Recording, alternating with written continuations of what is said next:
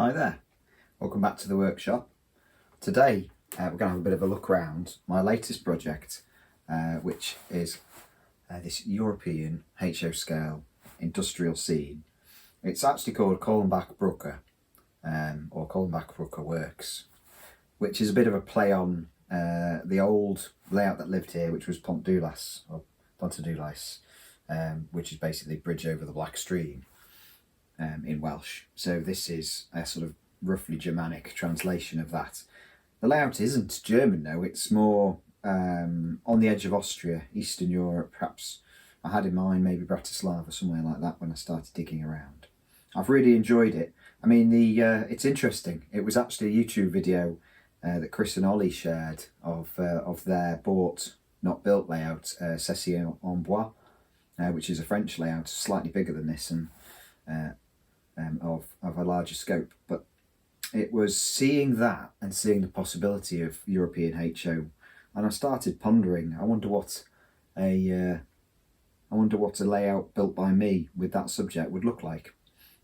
So some eBay trawling and looking around at what sort of stock might be available. It wasn't long before the locomotive arrived and just a couple of wagons, and I streamlined everything right down. So it's absolutely the purest distillation of the concept. I think the best thing to do is bring you round, as we usually do. Let's have a look at the layout itself, and I'm sure the conversation will fall on all the topics that feel sort of important to me. I hope you enjoy it. Come and have a look. So the layout is in my usual cameo style, 25 centimetres deep. The overall length of the layout is just under 1.10 m, so it fits on the shelf, perhaps a couple of centimetres shy, but the scenic section is about 10 centimetres, 15 centimetres shorter than that, to allow for a tiny fiddle yard off stage left.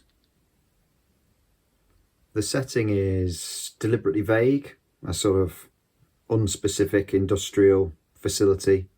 We've got this curious pipe transfer over to some kind of tank wagon unloading station over here.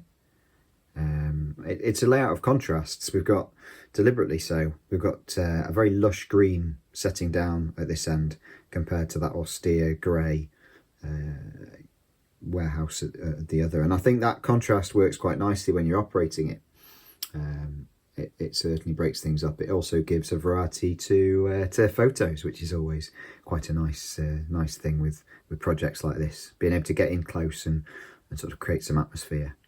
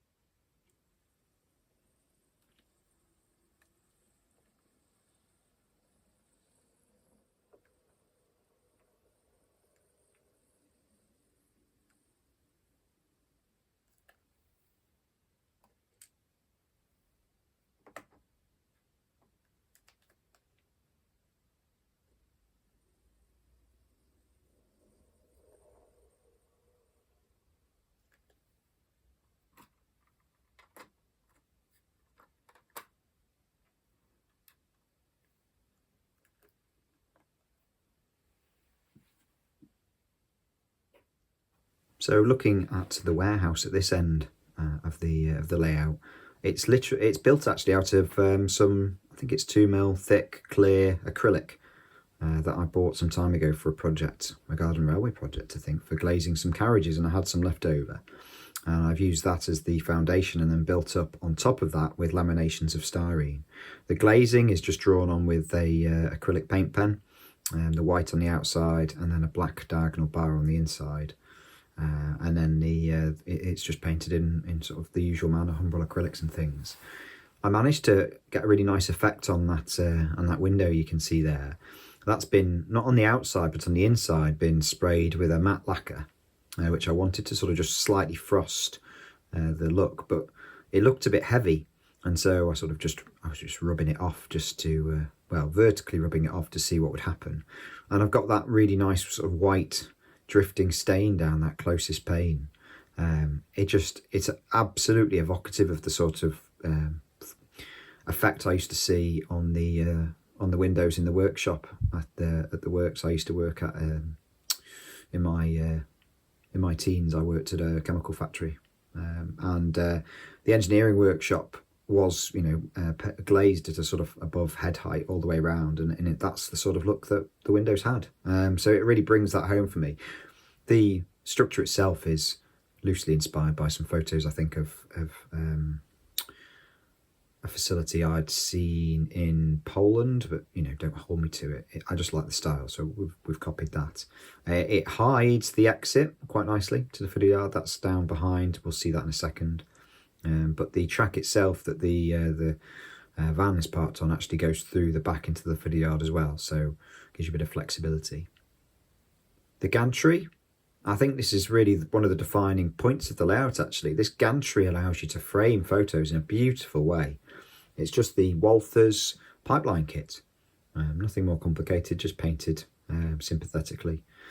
I love the way those shadows cast down onto the concrete hard standing. I just love it. It's really, really neat. It's exactly how I wanted. The only thing I've added are those, I don't know what you'd call them really, I suppose girders with the hexagonal patterning. Something I remember again from working in the chemical works. And the Walthers kit itself lacks anything that joins these posts up, so it assumes the pipework is self-supporting. So I thought it'd be quite nice to add some sort of structural element in there. But it also adds to another sort of shape, sort of man-made shape that plays on the framing at this end of the scene. You'll also notice at the back there, on the back scene, a block of flats, actually a screenshot from Google Earth of a big chemical works in Bratislava, and those flats are literally on the edge of the chemical works, would you believe? So toned down, not the saturation and contrast right back, and it sits there really nicely. Behind some overgrowth, bushes and things growing behind that concrete panel fence, and that's actually Slater's planking, which has been overlaid with some plastic strip to represent the concrete posts, make it look like the panels have been dropped in. Really, really quite distinctive of the area I was trying to represent. I built this office building first. It was the first structure I think I actually put together for the layout, and it's quite curious, isn't it, because it's sunken below the ground level. And it, again, I think I did a lot of flying around on Flickr looking for sort of inspirational photos, and there was one that showed this sort of a very similar structure, and I've obviously adapted it to fit here. Rendered and with sort of austere green steel or aluminium framed windows and doors and things, with just a tar paper roof. But yeah, it was sunken and it had a railing alongside the railway, and I thought, oh, that's just magic. I'm gonna steal that with pride. And so that was the inspiration here. So because the baseboard's made of two thicknesses of 6mm MDF, a sort of lower layer and an upper layer, that gives a bit of stiffness. That also means I can sort of drop things below the track level quite easily, even though we're on a shelf. So yeah, that takes advantage of that. And I think works really nicely. The finish on it is paint, and then the talcum powder process that I've used before on previous projects gives a little subtle texture. Obviously you do that before finishing anything else, and then build up the windows and the guttering and things afterwards. Yeah, it just has a subtle variation in colour and texture all over the building, perfect for for that sort of rendered finish. But also it blends quite nicely at the back of the layout. It's a transition between the greys of the left hand side and the greens of the right hand side. It's also obscured from some angles because I've come up high here. It's obscured by the old 20-foot container. It's obscured by the pipe bridge, so you catch glimpses of it. It is framed by the foreground, and doesn't it look great next to that little red shunter? It's just super stuff, and I really like it. It's probably it is probably my favourite structure on the layout. Taking a look now at at where the pipe bridge drops down and under the railway. Now, I know there'll be people out there who know about this stuff like I do, and this is incredibly unrealistic, and in real life it almost certainly would have carried on at high level and then dropped on the other side of the railway. But I really liked the idea of the sort of the pipes bending through 90 degrees and then dropping and disappearing and then coming up again, and the fact that seems completely bananas, sort of just tying into the fact that this is a sort of slightly unusual chemical works, and we're not quite sure what goes on here. As I say, the pipe run is a Walther's product. Those tiled pieces that sort of sit over the track there look like they can be lifted off. They were from, I think, Knock. I got them from Gauge Master, so I can't quite remember the brand. I think it was Knock. I think they're like a laser cut board, and they work nicely in that setting. The track, you can see here, the track is just Pico Code 75. Just carefully painted and weathered. Rails a different colour to the sleeper variation as well in shades. It brings it to life. From this high level, it's slightly you look at it and you think, oh, you could do with a bit more grass, but of course there's gears on the bottom of that shunter, so I'm a bit cautious of adding too much grass between the track. When you're viewing from eye level or taking photos really dropped right down, you don't notice this so much, and the effect's really nice. The grass, probably worth a comment now we're down this end. A mixture of shades and of lengths as usual for me. If you've watched my videos before, you'll know I use a Pico precision applicator, which is tiny, and build up static grass in very small amounts, pieces, locations. So start with 2mm and build up to 4, and then add on some 6, usually a sort of straw colour last. I've used a very rich green, much greener than I usually use. I wanted to really contrast to the greys. I thought if I use my yellowy browns, it's just all going to look a bit muddy. So I've really pumped up the green. I think it's a summer green from Mini Nature. You can also see the trademark nettles in the foreground there, which is the postiche and a bit of green scene scatter. Actually, there's one more thing of note here. You guys might have spotted this already. Just to the right of the shunter, you'll spot some, well, I don't even know what the plant is, because there's a couple of plants that look like this. Around here in our lane, we get a lot of foxglove that grows quite tall, that looks quite like this, but I believe it could also be, is it buddleia or something like that as well? Very similar looking in terms of how you'd model it. So that's strands of, sable from a paintbrush, dipped in glue and then into purple scatter at one end, and then once that's dry, into green scatter at the other, and then dipped in glue again and stuck into the foliage to give some colour variety there, which just a little spot of colour, which I really like. And at this end of the layout, we've got the chemical tank unloading, which is built from some parts from a Fowler silo kit, I think. Cement silo with some parts left over, cobbled together with some other bits and pieces. It sits on a bunded concrete plinth with some more of that Knock laser cut sort of grating. Actually behind, if I just move the this tank wagon out of the way, you'll see I've actually used a bullhead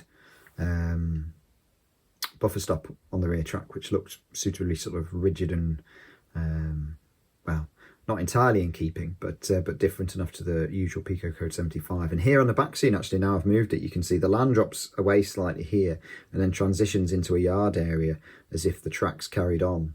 It's assumed that perhaps this track does still carry on into another industrial area beyond. These are just pictures I picked up off Google Earth again. And I think creating your own photo back scene can be problematic.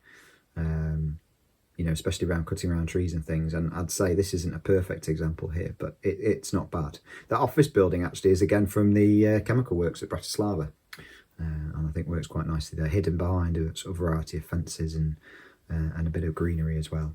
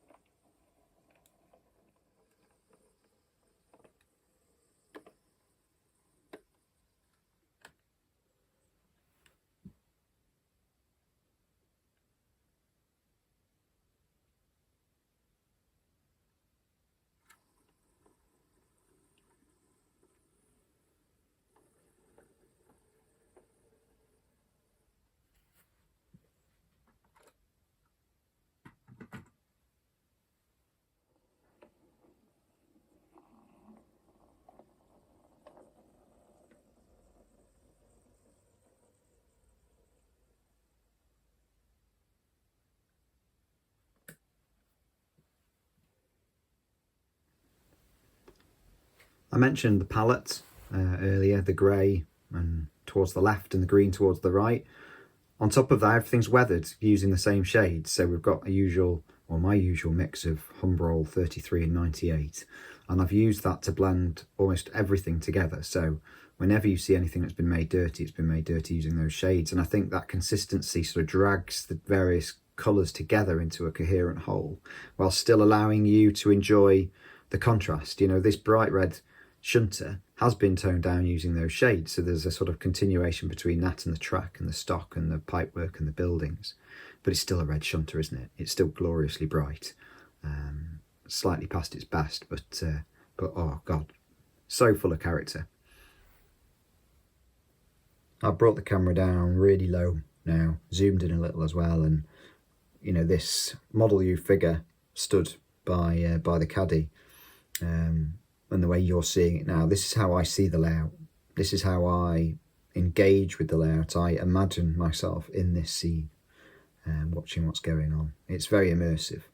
I just wanted to share the sort of viewpoint, and also a sort of commentary on that experience, because it's not always obvious the way I film these that what you're seeing does tend to be how I see it. You know, that's the whole point. But anyway, there you go. I've said it now. And what Eastern European themed layout would be complete without Trabant or Trabant? This one is from a Herpa kit. My good friend James put it together, and it arrived in the mail as a complete surprise. Absolutely lovely piece of work. He's fairly new back into modelling, to be fair, and he was saying, you know, he wished he could have done a better job on it. To be honest, I think it's absolutely perfect. I love it, and I love what it brings to this layout. And even if this layout moves on to a new home in the future, this lovely characterful motor will remain with me, and I'm sure we'll find more use for it on future layout projects. So you'll notice, even though it's a European layout, I've used American KD couplers, although the NEM versions that just plug into the coupling sockets, and the layout uses hidden permanent magnets. So operation is generally hands-free. The only trouble I've found is that the wagons, certainly these Rocco examples, have steel axles. So I have found that by adding a piece of foam between the axle and the body is just enough to stop them dragging back onto the magnet and moving and, you know, rolling off around the layout. So here you can see the layout in its entirety, or at least the scenic section, and just how simple it is. The casework fits within the sort of stack of shelves I've got here, and its built-in LED lighting provides ample and, you know, fairly even coverage across the scene. The track plan is literally just a set of 2 points, 2 turnouts.